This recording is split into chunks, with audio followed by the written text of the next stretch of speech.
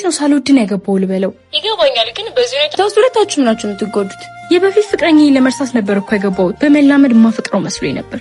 ግን የሱ ጥሩነት ካይምሮ በላው ነብኝ። ዛሬ ህልም የሆነችው ሚስቴን ያገባሁበት አንደኛ ዓመታችን ነው። የምትወጂውን ስጦታ ይዤልሽ መጥቻለሁ።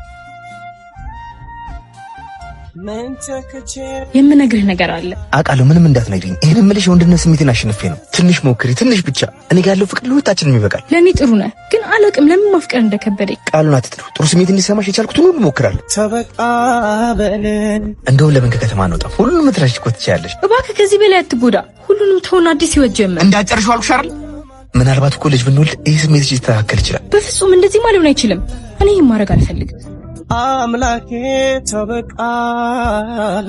እሺ ምን አድርጌ ላስደስትሽ? እኔ ከምታስበው በላይ ከብርሃለሁ፣ ግን ላንተ የምገባ ሴት አይደለሁም። አንዳንድ እውነታዎችን እየመረረንም ቢሆን መቀበል አለብን። እና በቃ ነው የገባው። የበፊት ህይወቴን ለመርሳት ነበር። በመላመድ ውስጥ የማፈቅር መስሎኝ ነበር፣ ግን ተሳስቻለሁ እና ከዚህ በላይ አንተ መጉዳት አልፈልግም።